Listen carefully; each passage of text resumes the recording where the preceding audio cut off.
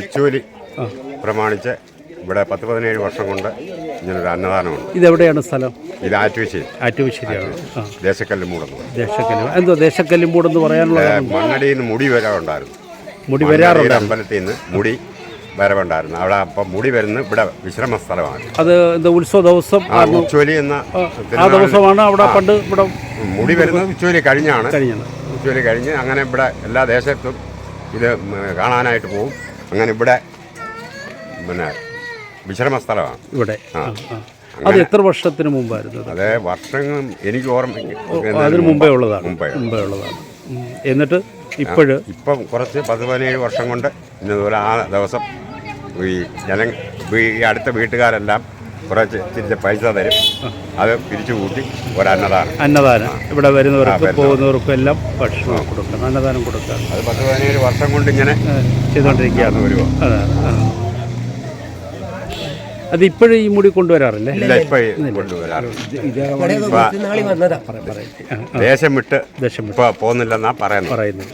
ഒക്കുമെങ്കിൽ അത് ഇവിടെ കൊണ്ടുവന്ന് അത് നമ്മുടെ ആവശ്യമാണ്. ഒന്ന് ഉദ്ദേശമുണ്ട്, അവരെ അംഗീകരിക്കുന്നെങ്കിൽ. അപ്പോൾ മുടി ഇവിടെ കൊണ്ടുവരുന്നു കൊണ്ടുവന്നിട്ടുണ്ട്. അവിടെ കേസൊക്കെ റിസീവർ ഭരണമൊക്കെ ആയതുകൊണ്ട് പുറത്തിറക്കുന്നില്ലെന്നാ പറയുന്നത്. ആ നാട്ടിലൊക്കെ നമ്മുടെ ഈ നാടിന്റെ ആവശ്യമല്ലേ ഈ മുടി ഇവിടെ കൊണ്ടുവരിക എന്നുള്ളത്? എന്തോ എങ്ങനെ ഈ മുടി വരുന്ന സമയത്ത് നല്ല രസമാണ് അത് കാണാൻ. തന്ത്രി വാത ഒഴിച്ചു വിടുന്ന ഒരു രീതിയുണ്ട്, അത് ഒഴിഞ്ഞു പോകും. അത് ഇന്നും അവിടെ നടക്കുന്നുണ്ട്. മണ്ണടിയിൽ കൊണ്ട് നടത്തുന്നുണ്ട്. ഇത് വരുന്നതിന് 10 ദിവസം മുമ്പേ കുട വരും, നെൽക്കുട. അവിടുന്ന് ദേശങ്ങളെ അറിയിക്കാൻ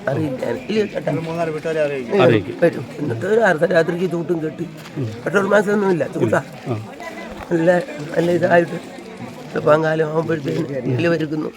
അങ്ങനെ ഉറക്കത്തിൽ നിന്ന് പിടിച്ചോട്ടിട്ട് വാട ഒഴിപ്പിക്കുന്നത്. അങ്ങനെയൊക്കെയായിരുന്നു. അതെല്ലാം നിന്നു. ഇപ്പോഴും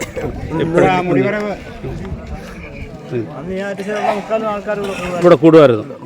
ഇത് നമ്മുടെ ആറ്റുവശ്ശേരിക്കാരുടെ ഒരു ആവശ്യമാണ് അല്ലേ? ഇത് ഇങ്ങോട്ടേക്ക് കൊണ്ടുവരിക എന്നുള്ളത് ആഗ്രഹമാണ്, ആവശ്യമല്ല ആഗ്രഹമാണ്.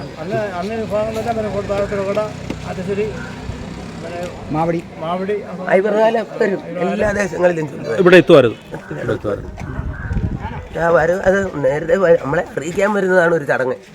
കാരണം ആ നെൽക്കൊടയും കൊണ്ടൊരു ഓലക്കൊടയും നെൽക്കൊടയായിട്ട് വന്ന് ഇവിടെയൊക്കെയുള്ള 3-4 വീടുകളിൽ അറിയിക്കും വരുന്നത്. ആധുനിക കാലഘട്ടത്തിൽ ഇതെല്ലാം മാറിയിരിക്കുകയാണ് അല്ലേ? പിന്നെ ചൂട്ടുകെട്ട്,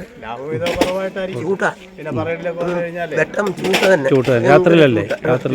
ഇതാ കോടകമ്പം, നല്ല രസമാണ് വരുന്നത്. ഇപ്പോഴും നമുക്ക് മേൽക്ക് വരുന്നു അല്ലയോ? നാട്ടുകാരും സഹകരിക്കുന്നു, എല്ലാവരോടും സഹകരിച്ച് ഭക്ഷണം കൊടുക്കുകയാണ് ഇവിടെ ഉള്ളവർക്കും വരുന്നവർക്കും. ചടങ്ങ് നടക്കുന്നു, സഹകരിക്കുന്നു.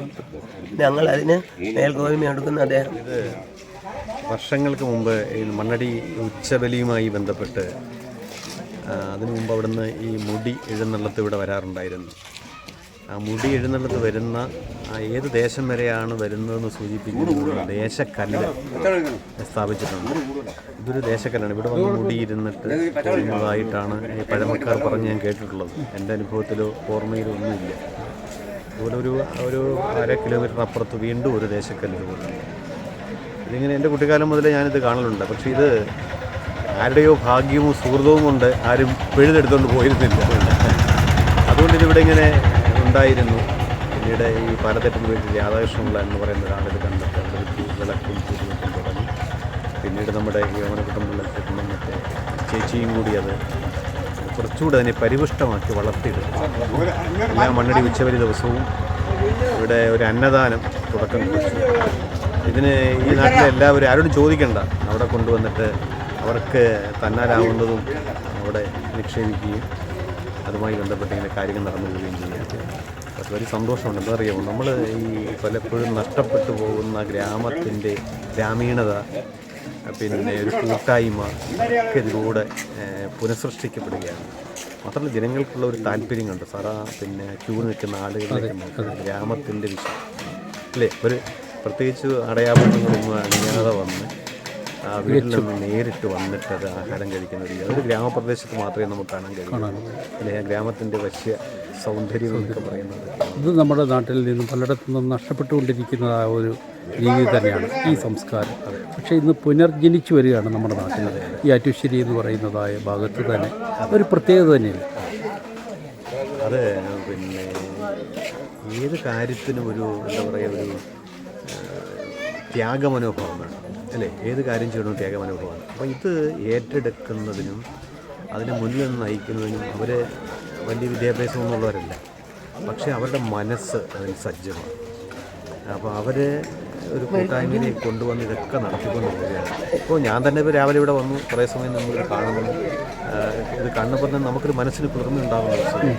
അതുകൊണ്ട് ഇങ്ങനെയുള്ള ചില കൂട്ടായ്മകളും ഗ്രാമത്തിൻ്റെ സൗന്ദര്യവുമാണ് എപ്പോഴും പിന്നെ ഭാവിയിലെ കുട്ടികൾ കണ്ടുപഠിക്കേണ്ടതും കേട്ട് പഠിക്കേണ്ടതും എന്നാണ് എൻ്റെ വിഷയം. മുടി കൊണ്ടുവന്നിരുന്നു എന്നുള്ളതായ രീതി ഉണ്ടായിരുന്നു.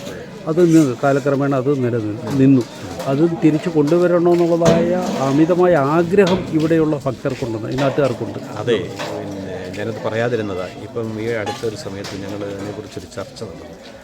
ഈ മണ്ണടി ക്ഷേത്രത്തിലെ പ്രധാനപ്പെട്ട അതിൻ്റെ ഉത്തരവാദിത്തപ്പെട്ടവരുമായി സംസാരിച്ച് ആ പഴയ കാലത്തെ പോലെ തന്നെ ഇത് നമ്മുടെ നാടുകളിലേക്ക് എത്തിക്കാനൊരു സംവിധാനം ഉണ്ടാകുന്നു. ഇപ്പോൾ മാത്രമല്ല താഴത്തുള്ളക്കടയിൽ ഒരു പാലം കൂടെ വന്നിട്ടുണ്ട്. അപ്പോൾ തീർച്ചയായിട്ടും ഈ മുടി എഴുന്നള്ളത്ത് ഈ പ്രദേശങ്ങളിലേക്കൊക്കെ വരാൻ കഴിയും. അപ്പോൾ അതിനനുസൃതമായ ഒരു സാഹചര്യത്തിലേക്ക് ഉണ്ടാക്കിയെടുക്കാനുള്ള ചർച്ചകൾ ആരംഭിക്കുകയാണ്. അത് പറയാഞ്ഞത് അതെ, തീർച്ചയായിട്ടും ഞങ്ങളത് ആലോചനയിലുണ്ട്. തീർച്ചയായും ഇത് കൊണ്ടുവരണം അല്ലേ? അതാണ് ആഗ്രഹം.